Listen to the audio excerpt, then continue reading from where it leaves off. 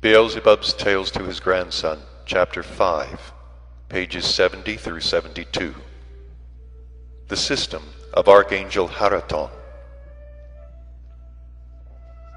And indeed, soon after this rumor, practical experiments open to all, again under the superintendence of the great Archangel Adosia, were made with this new and later very famous invention.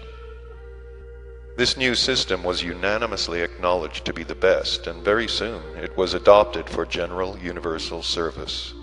And thereafter, gradually all previous systems were entirely superseded. That system of the great angel, now Archangel Haraton, is now in use everywhere at the present day. The ship on which we are now flying also belongs to this system, and its construction is similar to that of all the ships built on the system of the angel Haraton. This system is not very complicated.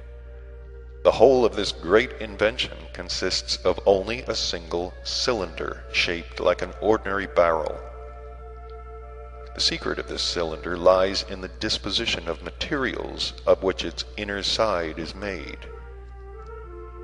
These materials are arranged in a certain order and isolated from each other by means of amber. They have such a property that if any cosmic gaseous substance whatever enters the space which they enclose, whether it be atmosphere, air, ether, or any other totality of homogeneous cosmic elements, it immediately expands, owing to the mentioned disposition of materials within the cylinder.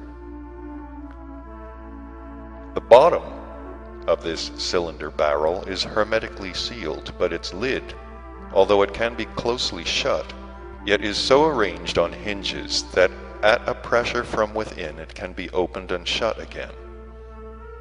So, your right reverence, if this cylinder barrel is filled with atmosphere, air, or any other such substance, then from the action of the walls of this peculiar cylinder barrel, these substances expand to such an extent that the interior becomes too small to hold them. Striving to find an outlet from this, for them constricted interior, they naturally press also against the lid of the cylinder barrel, and thanks to the said hinges, the lid opens, and having allowed these expanded substances to escape, immediately closes again. And as in general nature abhors a vacuum, then simultaneously with the release of the expanded gaseous substances, the cylinder barrel is again filled with fresh substances from outside, with which, in their turn, the same proceeds as before, and so on without end. Thus, the substances are always being changed, and the lid of the cylinder barrel alternately opens and shuts.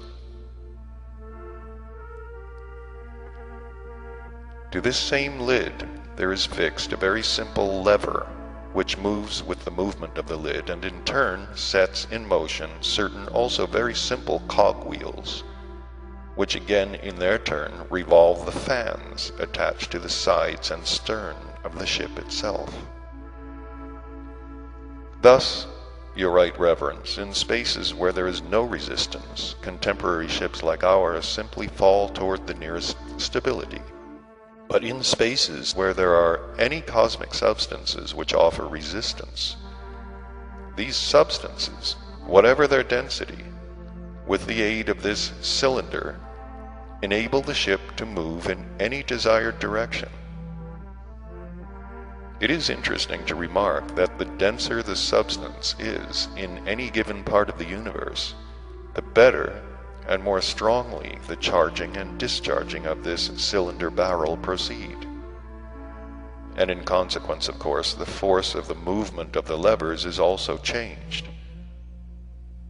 But nevertheless, I repeat, a sphere without atmosphere, that is, a space containing only world etherokrilno, is for contemporary ships also the best, because in such a sphere there is no resistance at all, and the law of falling can therefore be fully employed in it without any assistance from the work of the cylinder.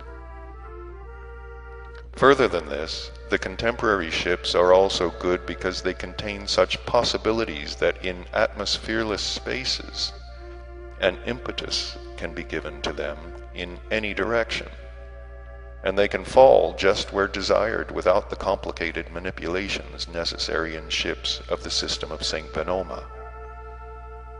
In short, Your Right Reverence, the convenience and simplicity of the contemporary ships are beyond comparison with former ships, which were often both very complicated and at the same time had none of the possibilities of the ships we use now.